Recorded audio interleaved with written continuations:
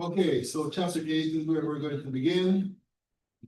And what you're going to see is that, hold on 1 minute. Sure that this is. Okay, so what you're going to see is that chapter 8, what we're going to discuss in chapter 8 is a natural progression from what we discussed in chapter 7. In chapter 7, we basically ended with, well, we talked about the Bohr's model. And we talked about the different, well, we went from there to talking about the different orbitals that exist in an atom. And we're going to continue some of that discussion in this chapter. So let me read that here. Okay, so what you're going to find is that if you're dealing with the hydrogen atom exclusively, right? And you're looking at how the orbitals are distributed in that atom in terms of their energy. So we're talking about starting from the lowest energy orbitals and then going up to the higher shells, which will have the higher energy orbitals. What you're going to find is what you see here to the right of the screen. I'm sorry, to the left of the screen, right?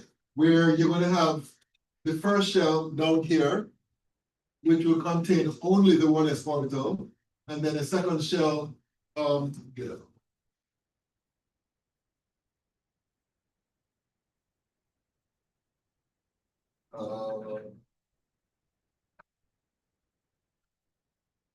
Okay, so the first shell will have only the 1s orbital.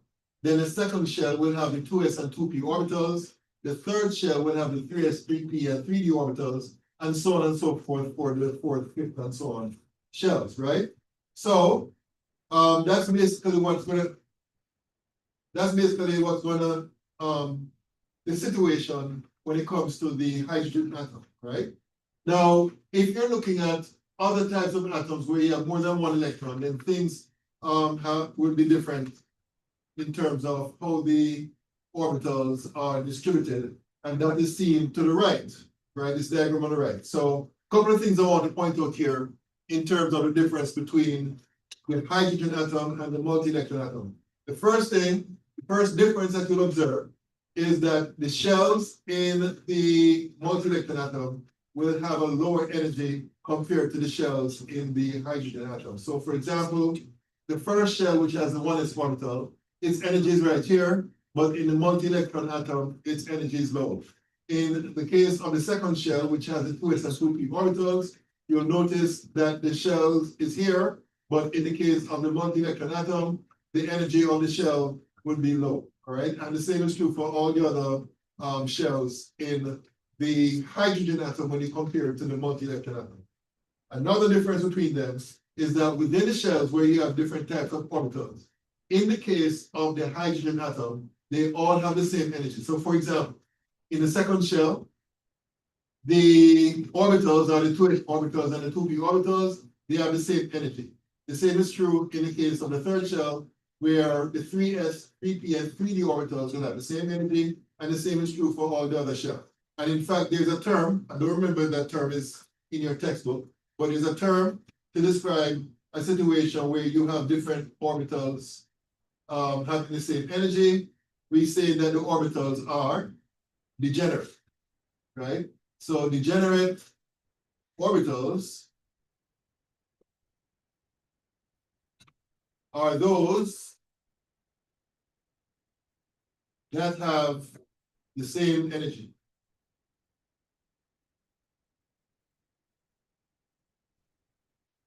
All right? So basically, in the case of the hydrogen atom, this here is a degenerate set of orbitals, or this here is another set of degenerate orbitals, all right? So that's a term that is used to describe orbitals that have the same energy. Turns out that in the case of the multi-electron atom, you don't have that level of degeneracy as in the case of the hydrogen atom. So for example, in the case of the second shell, whereas in the case of the hydrogen atom, all these orbitals are degenerate, in this case here, the 2s orbital will not be degenerate with the 2p orbitals. Now the 2p orbitals are still degenerate as a set, right? But when you compare the 2s to the 2p, they're not collectively degenerate. And you see a similar situation here in the third shell, where the 3s orbital will have a different energy compared to the 3p orbitals, which in turn will have a lower energy compared to the 3d orbitals. So that's another difference between how the orbitals are distributed in terms of their energy when you compare the hydrogen atom to the multi-electron atom. All right. So let me see what we have here. So, okay, so I made this point here, and then let me clear this here. Right, so basically, the subshells are split in the case of a multi-electron atom, so the 2s orbital will have a lower energy than the 2p, so therefore these 2s are not degenerate anymore with the 2p, whereas over here, the 2s would be degenerate with the 2p orbitals in the case of the hydrogen atom. Okay, so basically I described all of that already. Okay, so now we're going to get into what we call the electron configurations. And this is something that you guys should have met before in your introductory chemistry. But basically the electron configuration is basically the way of describing how electrons are distributed among the different orbitals of the atom, right? And there are a couple of ways that we can represent the electron configuration.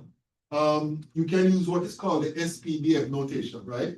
Basically, the SPDF identify the different subshells, and then there's a number that is placed in front, which represents the shell that those subshells belong to. And then this number here, which is written as a superscript, represents the number of electrons within that subshell, right? So for example, in this particular representation, basically what we're talking about here is an S subshell that is located in the first shell, and in that S subshell, there are 2 electrons that are occupying that subshell, all right? So this is one way of representing the electron configuration of an atom. Another way is by they use different terminology in different textbooks. In this case, we call it the orbital diagram or box diagram, where we use boxes to represent the separate orbitals, and we use arrows to represent the electrons. This gives a bit more information compared to the SPDF notation, because in this case, they tell you, or this tells you exactly which orbital the electrons are located in. So it's not just about telling where the subshells are, or I should say where the electrons are located within the subshells. It tells you basically where the electrons are located within the specific orbitals. Another piece of information that is given also by this diagram is the electron spin. Remember, we talked about the fact that electrons have spin quantum numbers, which indicates that we'll be spinning in one direction or the other. Well, it turns out that in terms of how the electrons are distributed among the orbitals, in order for 2 electrons to occupy the same orbitals, the 2 electrons must be spinning in opposite directions within the same orbital, all right? So we're going to see some more discussion about that. So for example, in the case of nitrogen, this is the electron configuration using the orbital diagram, where you have 2 electrons occupying the 1s orbital, 2 electrons occupying the 2s orbital, and each of these 2p orbitals is being singly occupied by an electron. And you'll notice that they're spinning in the same direction. If I were to write down the SPDF notation for this, excuse me, it's going to look something like this. 1s2, 2s2, 2p3, all right? So this would be the SPDF notation of the electron configuration, and this would be the orbital box diagram for the same thing, all right? Okay, so,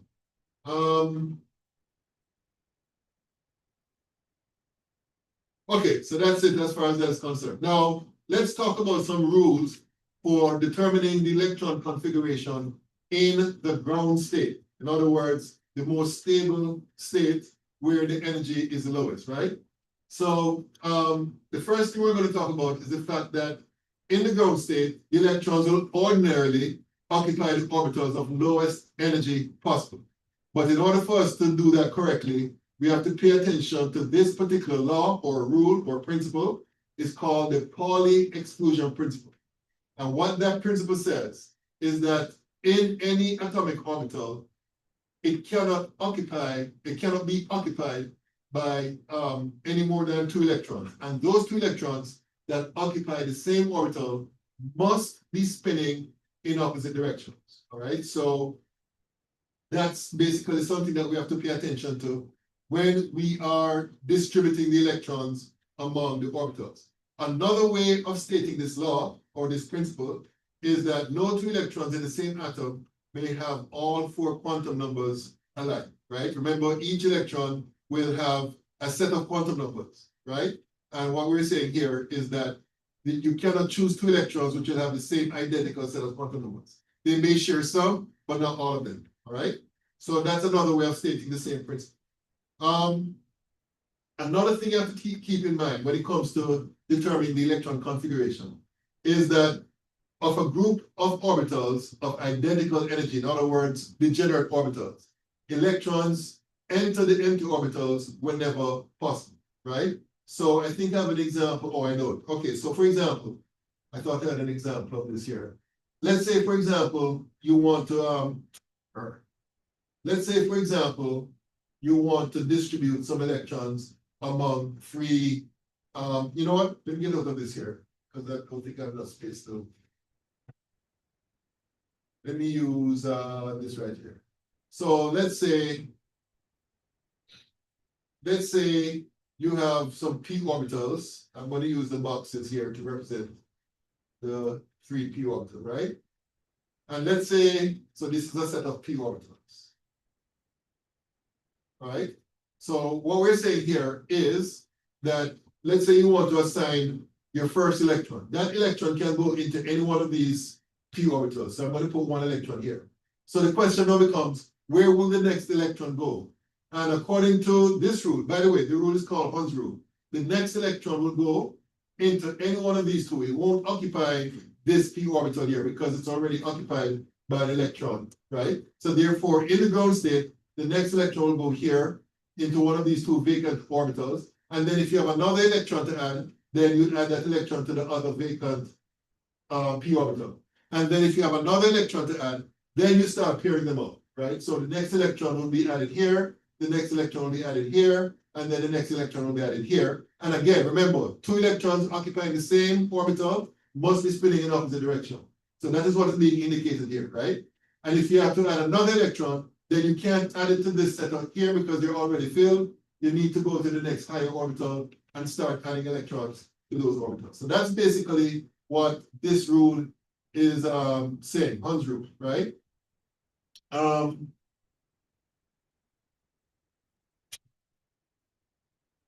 Okay, so that's what this rule is saying, okay? Oh, and I should have mentioned that as well. This rule, I'm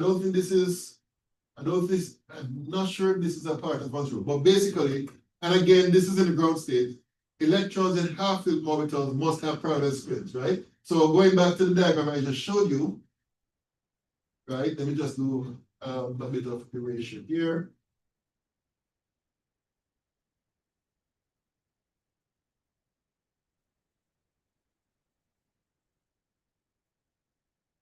So again, if you're filling the orbitals with electrons, right? According to what I just read right here, if you're adding an electron to this orbital, then if you do it like this, that would not be the ground state, right? Because this spin here is not spinning, this electron here is not spinning in the same direction as this electron. In the ground state, all the electrons that you're going to add to the separate orbitals must be spinning in the same direction. So the next electron will go here, the next electron will go here. They must be spinning in the same direction, right? Now you can have them spinning in opposite directions, but that would not be the ground state. That would be an excited state, all right? Okay, so let me go back to the PowerPoint here. And then we move on to the next slide.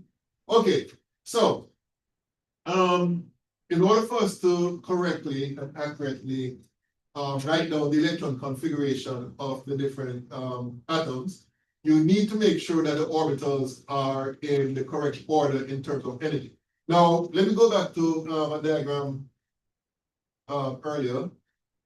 This diagram right here. You'll notice if you look at the higher energy orbitals, you'll find that there's some overlap between the lower energy orbital of higher shells and the higher energy orbitals of the lower shells, right? And that is seen between shells number 3 and 4 when it comes to the multi-electron atom, because what you'll find is that, okay, the 3s orbital is of a lower energy than the 3p orbital, which makes sense. But what you'll find is that the 4s orbital now, which is one of the lower orbitals of the 4th shell, will now be of a lower energy compared to the 5 3d orbitals of the lower shell, right? And that is basically what happens between shells numbers 3 and 4, and becomes even more confusing when it gets to the higher shells, right? There's some overlap between orbitals from one higher shell to compared to the orbitals of the higher energy orbitals of the lower energy shell. So it's very difficult to memorize the order of the orbitals, and for that reason, we have the scheme. I'm going to go back to that slide. We have the scheme here that we can use to memorize the orbital order in terms of their energies, right? So basically, if you memorize this diagram here, which is very easy to memorize, all you have to do is, I remember when I did this as a student, I would take a sheet of paper and I'll write down 1s, 2s, 3s, all the way down to 7s here. And then I'll start at the second shell to start 2p, 3p, 4p, 5p, 6p, and so on. And then I'll start at the third shell to deal with the d orbitals, the fourth shell to deal with the fourth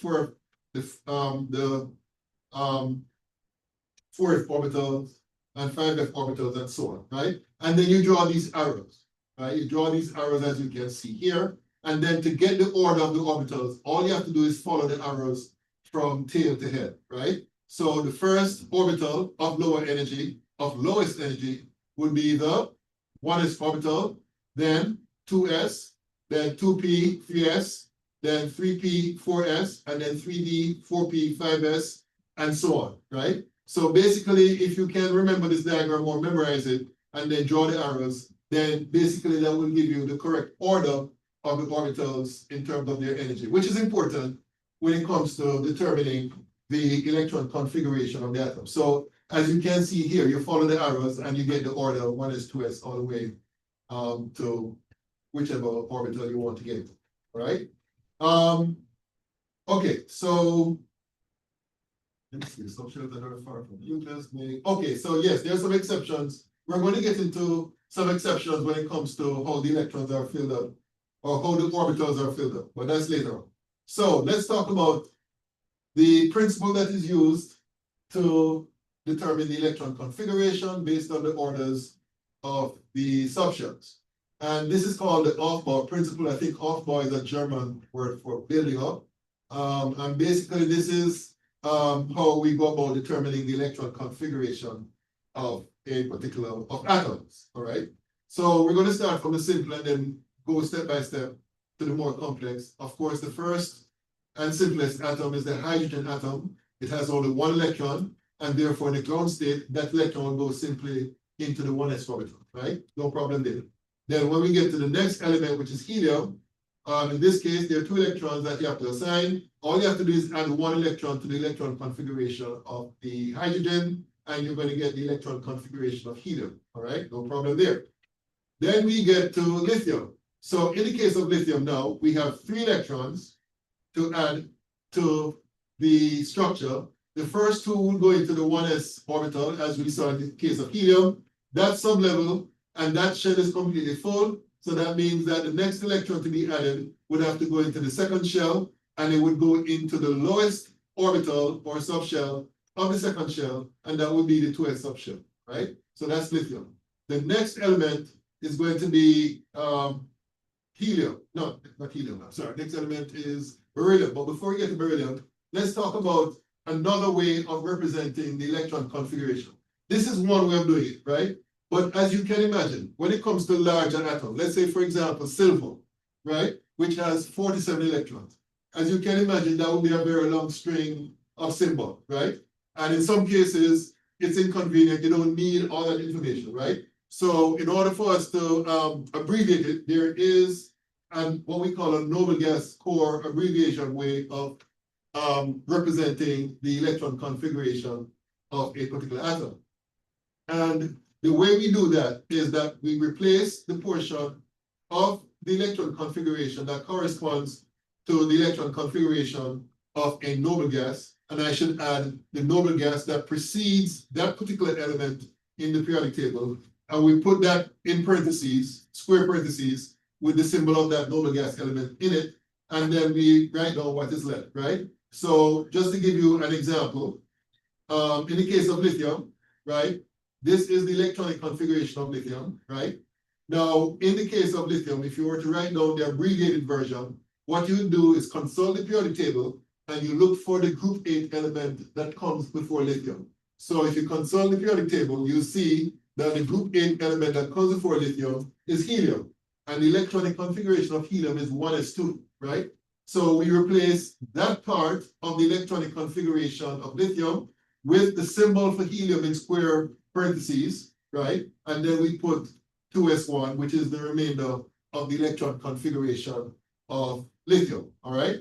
Now, admittedly, in this case, there's not much of a difference between how long this is and how long this is, right? So it's not obvious immediately to see the convenience of using the abbreviated version. However, if you're given something like titanium, which is which involves a larger number of electrons, right?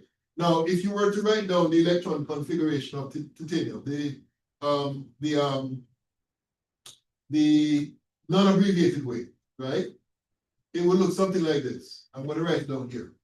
1s2, 2s2, 2p6, 3s2, 4s2, 3d2. All right. So that would be the expanded version of the electron configuration, right?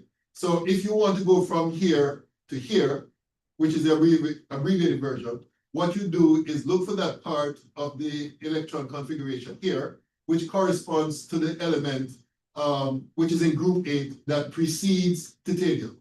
So that element in group 8 that comes before titanium is argon, right? And the electronic configuration of argon is this right here.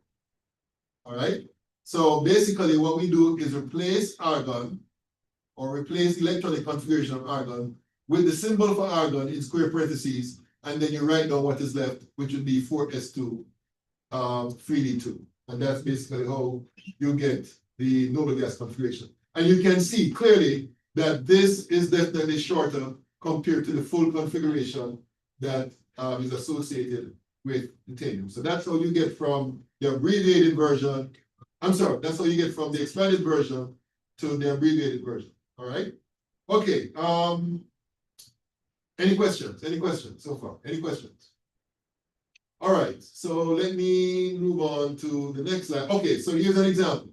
This question is asking for us to write down the SPDF notation and the orbital diagram for the electronic configuration of sulfur, right? So the first thing you have to do, again, consult the periodic table, and you look up the atomic number of sulfur, and that is 16, right? So that tells you that there's 16 electrons that you have to distribute, right? So again, this diagram, let me go scroll back to it. You need to have this diagram here to help you, right? In order for you to determine the electronic configuration, well, in order for you to determine the order of the subshell, right? So in the case of sulfur, let me just do it right here. Sulfur has 16 electrons, right? So that means that the first two will go into the 1s orbital, because that's the first orbital here. The next orbital in line would be 2s, so that's 2s2. And then the next orbital in line would be 2p6. Remember now, there are 16. So far we have 10, and then we have 3s2. So that's 12, and then we have 3p, which would have 4, right? 3p4, all right? So that's the 16 electrons. So this would be the full electronic configuration using the SPDF notation, right? So that's how we do that. That's how you use this diagram to help you to establish the orders of the subshells in terms of their energy. All right. Now, the next question is asking for the orbital diagram. All right, so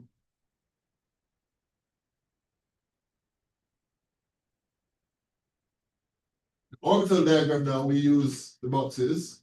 So the first box would be the 1s orbital. That would have 2 electrons, according to what we have here. The next box or boxes would be the degenerate set of p orbitals here.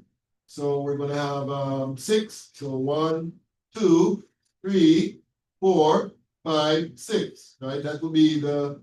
Oh no, I made a mistake. My bad. I apologize, sir. Because the next orbital is 2s. So that would be 2 electrons, right? Then we have the 2 p's. Right? 1, 2, 3, 4, 5, 6. So those are the 3 2p orbitals. 2p orbitals. All right. Then we have the 3s2, which has 2 electrons. And then we have the 3p's. The 3p orbitals, right? Now in this case you have 4. So what will happen is that the orbitals will be occupied singly, like that.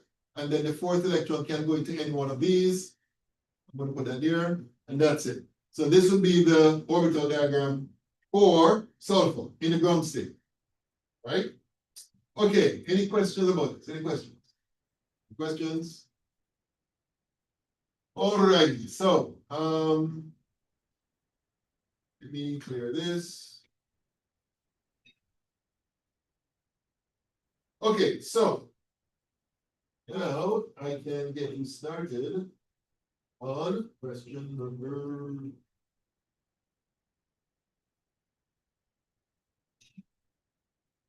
At least the earlier part of this assignment.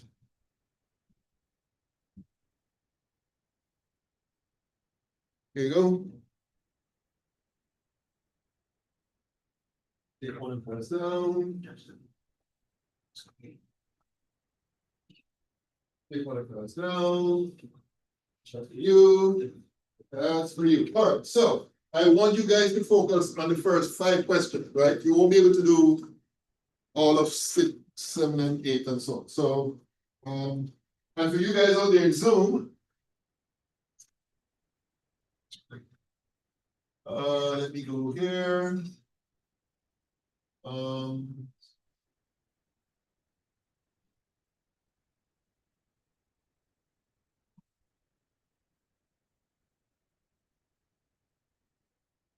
Okay, so let me publish assignment number 8 now. And download it.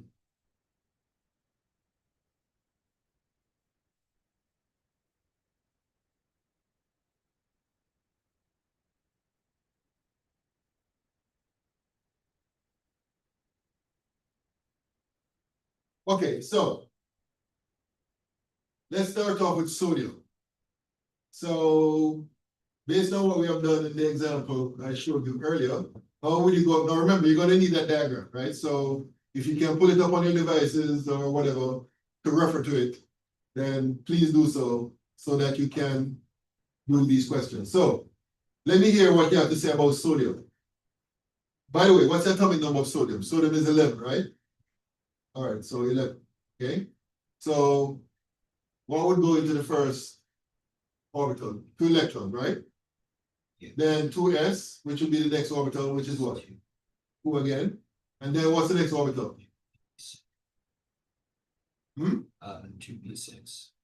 2p, and that would be 6. Yeah. Yeah, exactly. And then what's the next orbital? Or next subshell, I should say. 3s1. 3s, whoops. Yeah, 3s. 1. All right, and that's it. So that would be the unabbreviated electron configuration for sodium. All right. Okay, the next one is iron. The atomic number of iron is 26. Okay, so the first would be 1s2. The next would be what? Same here. 2s2, 2p6. 2p6, 3s2. 3s2, 3p6. 3p6. Then what? I was gonna ask that, what's the max that DNF can have? Okay, good question. I think I mentioned it before, but I'll answer it again.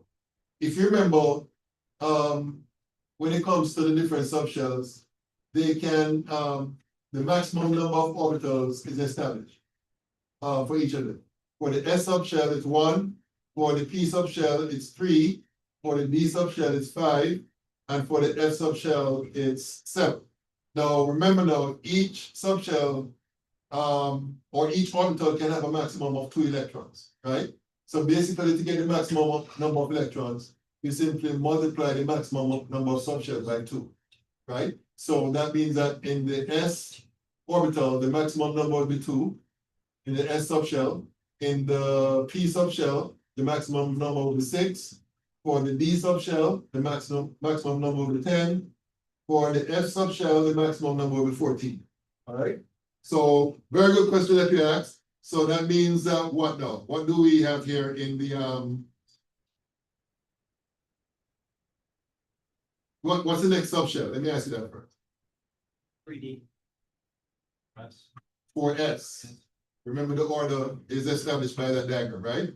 And what's the maximum number of electrons that goes into the 4s subshell? 2. And then the next subshell will be what? 3D. And how many electrons will go there? 6. And that's it. All right? And that would be the electron configuration of iron. Okay, any questions about this? Any questions? Any questions? Any questions out there in Zoom? All right. The next one is bromine. The atomic number of bromine is 35, right? So let's hear what you have to say about getting the electronic configuration of bromine. Oh, bless you too. James. So the first subshell will have 2 electrons, right? The next subshell will have 2. The third subshell will have 6. The next subshell will have 2. The next subshell will have 6. The next subshell will have 2. And then the 3D will have 10, exactly. And then what's the next one? I don't remember. What's the next 4P? Yeah. And the next, and that will have no, 6. Oh, hold on, how much we have so far? We have 10 plus 10. 30. Oh, right, you're right. So it's 5. Thank you. Exactly. Correct. All right. Any questions about this one? Any questions? Any questions? Okay, barium. What's the atomic number of barium? Barium is 56. All right. All right, so let's hear it. The first subshell, 1s will have 2, right? The 2s will have 2. The 2p will have 6. 3s will have 2. 3p will have 6. 4s will have 2. 3d will have 10. And then 4p will have how many? 6. And then what's the next one? 5s will have 2. So that's how many so far? We have 38. that's what? 38. 38. Okay, what's the next subshell here? 40. 4d? Yeah. And how many electrons would be there? 10, right? Yeah. Okay, so that's how many? 48. 48. And then the next subshell will be what? 5p. 5p. 5p. And 5p, the maximum 6, right? And this was 48. 48 plus 6 gives you what? 54, right? Yeah. So that means the next subshell is what? 6s. 6s, which means that this would have 2, and that's it. All right, so that would be the full unabbreviated electronic configuration of barium. Okay, the last one in this series is zirconium, which is Zr. Where's Zr? It's here. Where are you? Zirconium.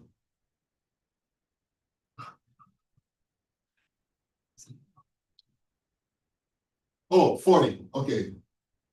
40, all right? So 1s will contain 2 electrons, 2s will contain 2, 2p will contain 6, 3s will have 2, 3p will have 6, 4s will have 2, 3d will have 10, right? Now, up to this point, that's 30, it's 40. So the next will be 4p6. So that's 36, which means that 5s2 will make that 38, which means that 4d will have how many electrons? 2. And that would be the electronic configuration of zircon. All right. Okay, so far so good. All right, so let's go back to the PowerPoint. And let's see here. Oh, let me clear this first. Yeah. All right, so what you'll find is that there's a relationship between the electronic configuration and the positions of the different elements in the periodic table. And as a result of that relationship, what you'll find is that we can put elements based on their electronic configuration into certain what we call blocks of the periodic table, right? So in fact, you have some broad regions in the periodic table, which is also based on the electronic configuration. So some broad categories would be what you see here. You have what is known as the main group elements, the transition elements, and the inner transition elements. So the main group elements are the ones located in the blocks that are colored blue in the periodic table here. The transition elements themselves would be located in this region. I'm not sure what color that is. And then in this yellow looking color, that's where you'll find what is called the inner transition elements. All right. And the arrangement is actually based on the distribution of electrons within the orbitals or the subshells of the atom. In fact, it says here that the main group elements are those that as you go from one element to the next across a period, you're adding an electron to either an s or p orbital. So that is true for all the blue regions right here. Now, in the case of the transition elements, basically going from one element to the next, you're adding an electron to an inner principal shell, not an outer one, but an inner one, right? So that's just basically how that works out in terms of where these particular elements are located within the periodic table. So this is a more expanded periodic table, giving you again some more information about the electronic configuration as it relates to the different blocks. So the elements belonging to groups 1A and 2A are collectively said to be located in what is called the S block. And the reason why they're called the S block is because as you go from one element to the next across period, you're adding an electron to the S orbital, right?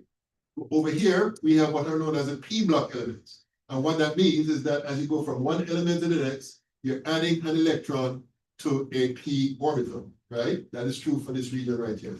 And then we have the D block here, which means that you're adding an electron as you go from one element to the next across a period. You're adding an electron to a D orbital. And then finally, in the case of the F block, similar, you're adding an electron to an F orbital as you go from one element to the next across a period within that region of the periodic table, right?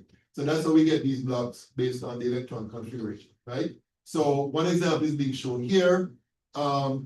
You'll see that in the case of silicon, that's located here, its outer shell electron configuration is 3s2 and 3p2, right? And what you'll find is that if you look at elements below, which I think is germanium, right? You'll see that its electronic configuration is going to be 4s2, 4p2, right? And so on and so forth, right? And basically, you're going to see the same pattern emerging in pretty much every region of the periodic table as you go down a group. In other words, when it comes to the outer shell electron configuration, the only thing that changes would be the shell number itself. So in the case of, going back to the case of silicon, the outer shell configuration is 3s2, 3p2. Here for germanium, it's going to be 4s2, 4p2. And then the next element, which is tin, would be 5s2, 5p2, and so on and so forth. All right. So those are some of the patterns that you can observe when it comes to where the elements are located in the periodic table. So let's look at this example, which says give the complete ground state electron configuration of a strontium atom in the SPDF notation and in the noble gas core abbreviated notation. So again, the first thing we'll have to do is consult the periodic table and look for strontium, which has an atomic number of 38, right? So that means that there are 38 electrons that you would have to assign to these different subshells, right? So for strontium, the first 2 electrons will go into the 1s orbital, so that's 1s2, then 2s2, then 2p6, then 3s2, then 3p6, then 4s2, then 3d 10, and then 4p okay, so that's 30, 4p6, and what comes after 4p? Can anybody tell me? Fabulous. 5s, so that's 38, so that's 2. So that would be the electron configuration, the full unabbreviated electron configuration of strontium. So how would we get from here to the abbreviated electronic configuration? Anybody?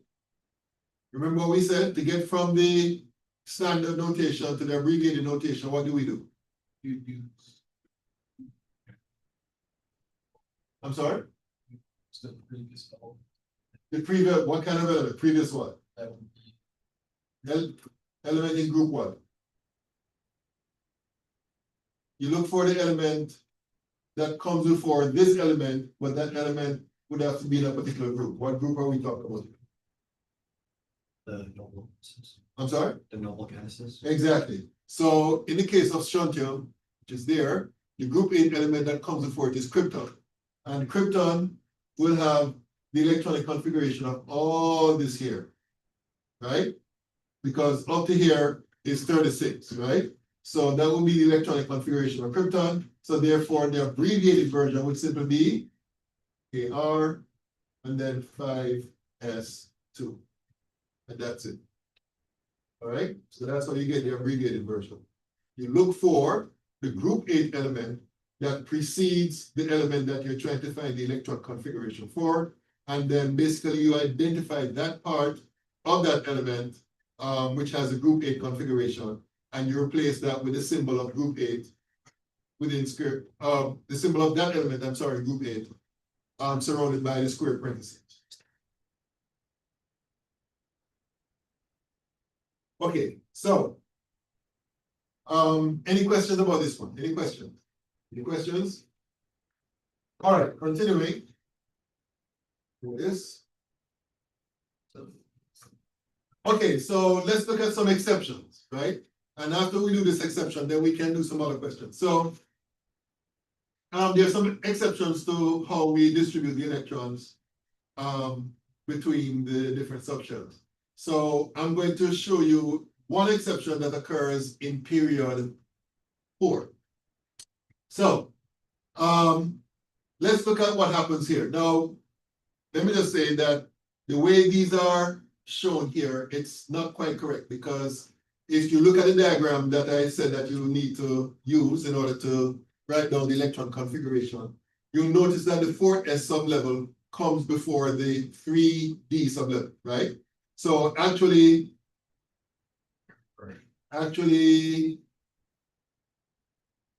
this should come here and this should be here, all right? So that's incorrect. And the same is true here. So this should be here and this should be here, right? The 4s sublevel comes before the 3d, all right? So please make a note of that. All right, so we're going to start with scandium. So this is the electronic configuration of scandium here using the box diagram, right?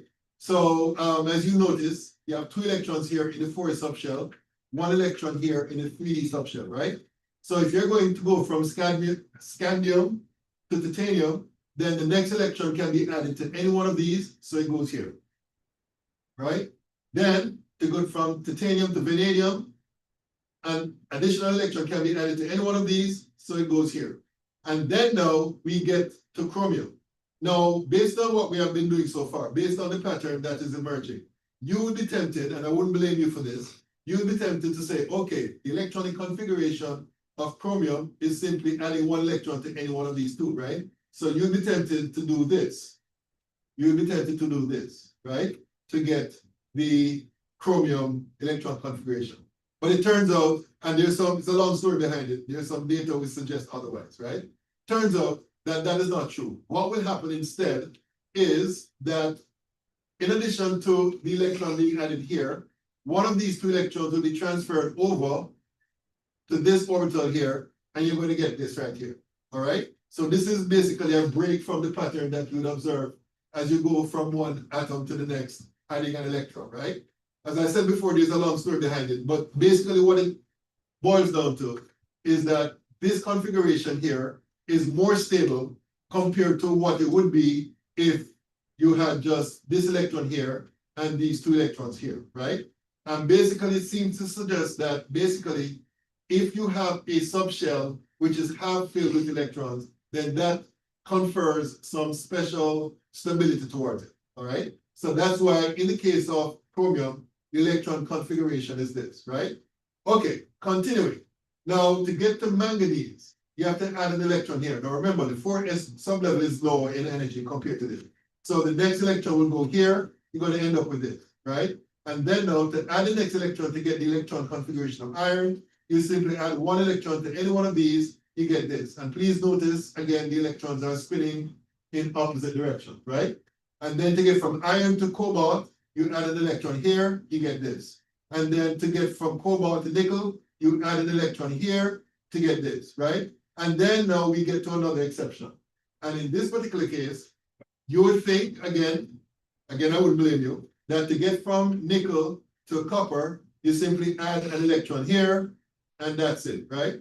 Turns out, again, that is not so. Again, there's a long story behind that. Basically, it turns out that not only do you have this electron here, but one of these two electrons here would be transferred to here, and now you get the actual electron configuration of copper. And again, you know, there are calculations and data that supports this, right? And in this particular case, it seems as if the stability of the copper electron configuration is due to the fact that this subshell is half filled and this subshell or this subshell is completely full, all right? So that's basically where those two exceptions occur for chromium and copper, which are within period 4. And what you're going to find is that for elements below chromium, there's a similar anomaly that will occur for molybdenum and tungsten and so on. And in actual fact, for those elements, I would say from period 6 and 7, it becomes more confusing, right? So we won't get into that, right? But it's very important that you understand the situation when it comes to chromium and copper in terms of their electron configurations, which basically is reflecting an exception to the Aufbau principle. So as stated here, in the case of chromium, the arrangement here of 3d5 4s1 is of a lower energy compared to 3d4 4s2. And in the case of copper, 3d10 4s1 is of a lower energy, more stable compared to 3d9 4s2. All right. So please make a note of those exceptions for chromium and copper, right? And as I stated earlier, that's what this box is saying. You have even more exceptions further down, more confusing. And I think, you know, you don't need to know that because you have enough on your plate already. All right, so let me scroll. Okay, so now we can do some more questions from the assignments. Let me go here. Okay. So,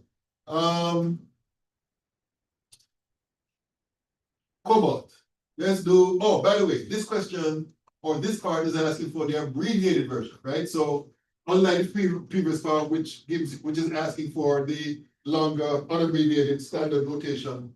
In this case, they're asking for the abbreviated electron configuration. So, what I would suggest to do, especially since you're learning this for the first time, maybe, is to write down the full configuration first and then figure from that what the electron configuration, the abbreviated version is. So in the case of cobalt, the atomic number of cobalt is 27, right? So 1s2, 2s2, 2p6, 4s2, 3d, okay, so 27. Oh, I think I jumped the shell. Or did I? No, I didn't. So that's how many so far. 3D, that's 10, 12.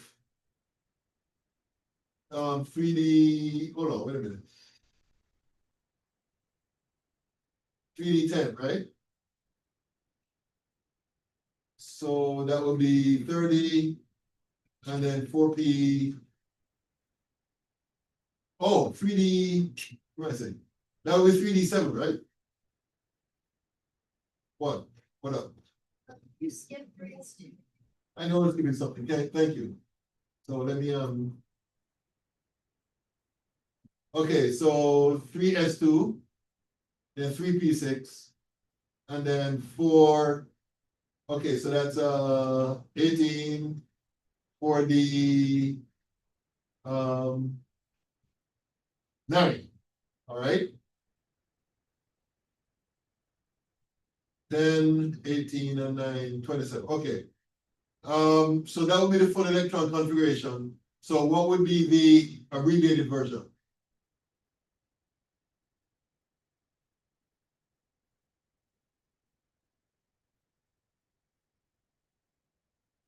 Why is it 4D instead of 3D? Yeah, you're right, 3D.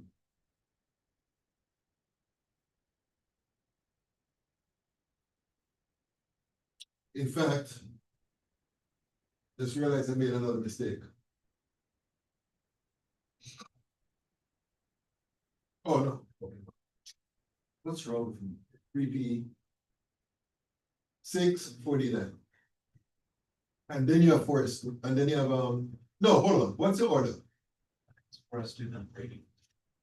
Yeah. So this is 4s2, my bad. And then 3D 7, right? That gives you a total of 27. Okay. So that's the full electron configuration. So what will be the abbreviated version? What do we look for in the periodic table? Argon, and argon. Okay, so argon would be the group 8 element that comes before it. So we put the symbol of argon within square parentheses, excuse me, and then 4s2, 3d7, and that's it. All right. Okay. So that's how you do that. Okay. Any questions about that? Any questions? Okay. Silver is the next one, and the atomic number of silver is 47.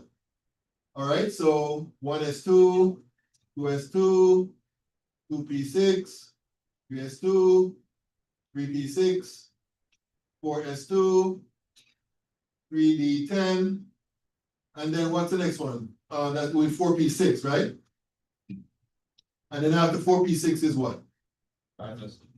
5s2. So that gives us how many electrons so far? We have 20, 30, 36, 38. Okay, so what comes next? Yeah. I'm sorry? 4d10. So that, oh, wait a minute. 20, 30, 36, 38. So that means this should be 3D, 49. Yeah. So that would be 49. All right. Okay. So let me just check to make sure that this is right. 10, 12, 18, 20, 30, 36, 38, and 9, which is 47. Okay. So what would be the group? What would be the group 8 element that comes before silver? KR. Krypton. So krypton would basically be all of this right here. Right? That would be the electron configuration of krypton, because krypton has an atomic number of 36. So therefore, we put krypton symbol within square parentheses and then 5s2 4d9. And that's it. All right. Now, I just realized I made a mistake, and this is one of those exceptions that I mentioned earlier. Because in the case of silver, when you have this electron configuration here, right? Instead of this here, the actual configuration is going to be this. 5s1 4d 10. Because the 5s sublevel is half filled and the 4d sublevel is completely full, and that's more stable.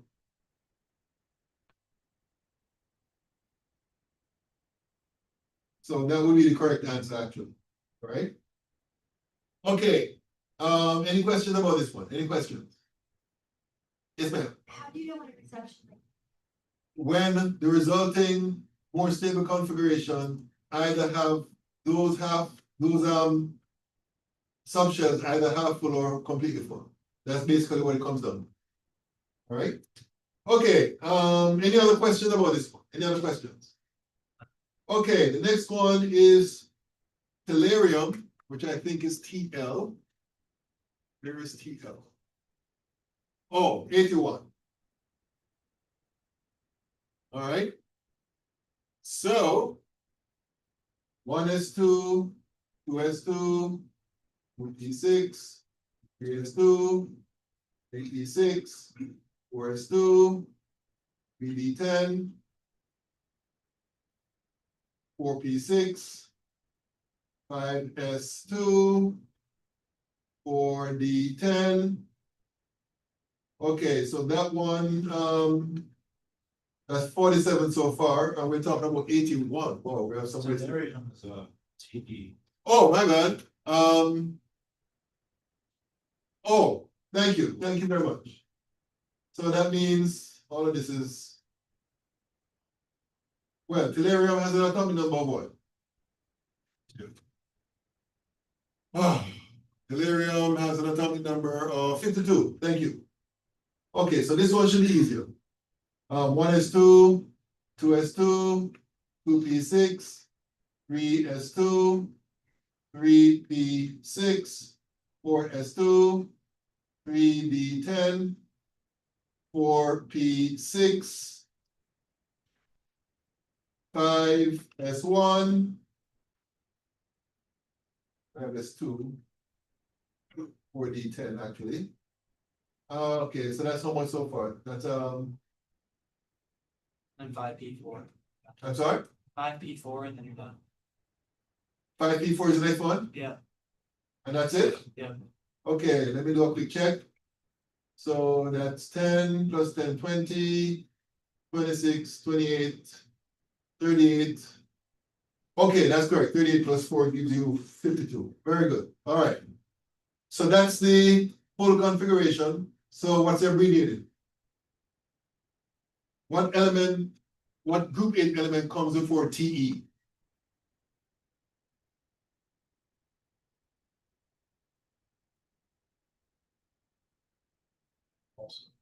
Hmm? What group 8 element comes before tellurium?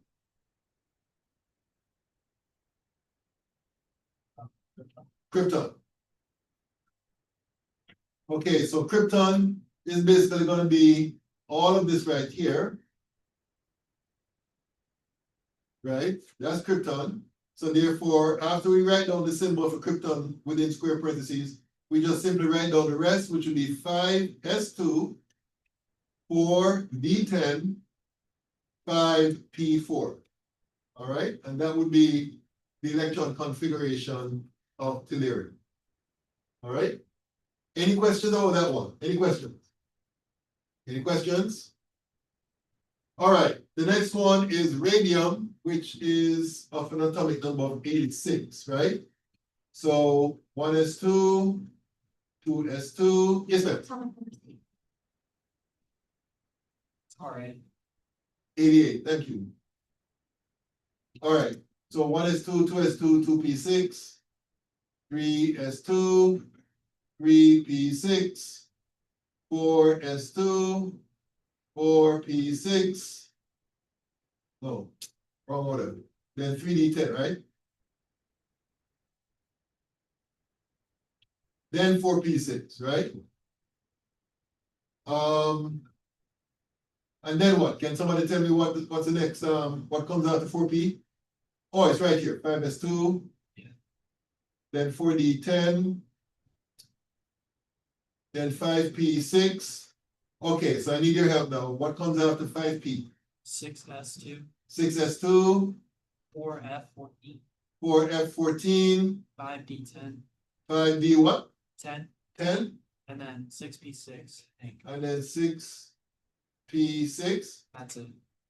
Okay, Or wait, no, and then 7s2, that's it. that's what, okay, yeah, that makes sense. Okay, so let me do a quick check here. So that's 10, 10, that's 20, 30, 36, 38, 48, 48 and 6 would be 54, 58, 58 and 14 would be 72, 82, 88, wait, 82 and 6, 88. Okay. I guess I need my calculator. So 30 plus 6 plus 12 plus 14 plus 1, 6. It's just part of assessments too. Okay, I'm doing something wrong here. I think you're right, but I just want to make sure that I know that up to here, that would be 10. Up to here would be 10. This would be 18. This would be 18. And this would be 30. And that would be 2. So 10 plus 10 plus 1, 8 plus 1, 8 plus 3, 0 plus 2. Okay, so that's correct. Okay, very good. All right, and then we get to rhodium.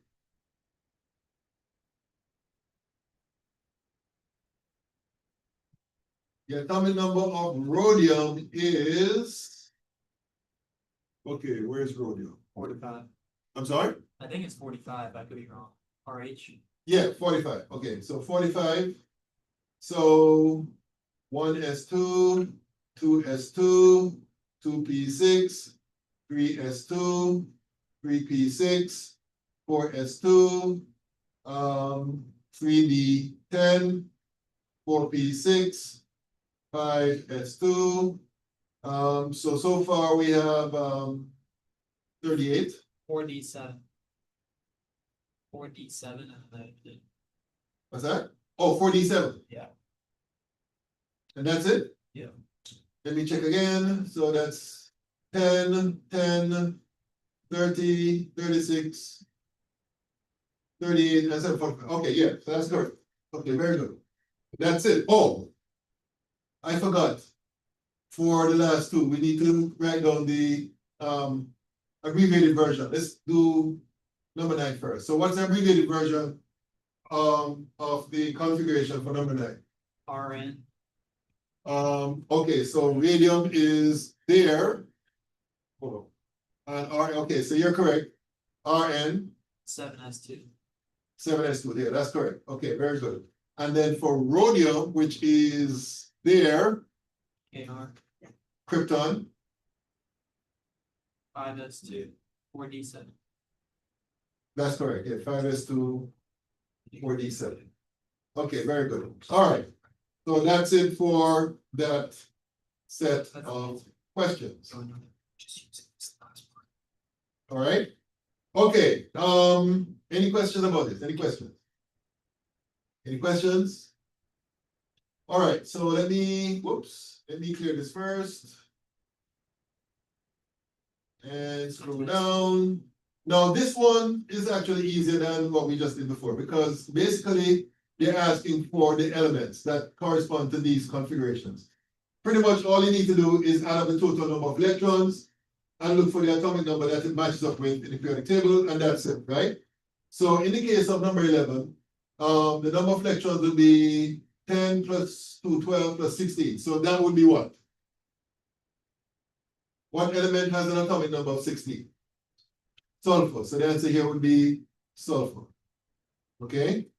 In the case of this one, that would be 10 plus 2, 12 plus 6, 18, 20, 30, 37. So that corresponds to what? Rubidium. Rubidium. All right? And then we get to number 13. Now, in the case of number 13, they gave us the symbol of krypton in square parentheses. So all you have to do is look for the atomic number of krypton, which is 36, and then add it to the rest of the electrons here. So that's 36 plus 2, 38, 48, plus 3, 51, which would be what? SB. Antimony, Sb. All right. And then now in the case of number 14, xenon. The atomic number of xenon is 54. And we add that to 2, which is 56. 56 plus 16, plus 14 is 17 plus 6. So that's 76. That corresponds to osmium, OS. And then the last one is radon. Radon has an atomic number of 86. So we add 86 to 2, that's 88. 88 plus 11, that's 99. Yes. Yes, Einsteinium, I think that is. I'm just gonna write yes, just to make sure I'm not telling you wrong. Okay, and that's it. That's how you do that question. All right. Okay, let's see what's below. Oh, okay, so I think I'm gonna stop here because the next question deals with determining the electron configuration of ions. But we have not got to that yet. I need to cover that first before I have you do those questions. All right. Okay, so that's pretty much it for today. I just discovered earlier today that there'll be no school next week because of what's the holiday? Veterans Day. So I will see you guys next week. I'll see you guys on Thursday, of course. But just to give the heads up that there will be no plans next week Thursday, all right? Okay, so that's it for today, folks. Oh, let me get those who came in late, before I forget.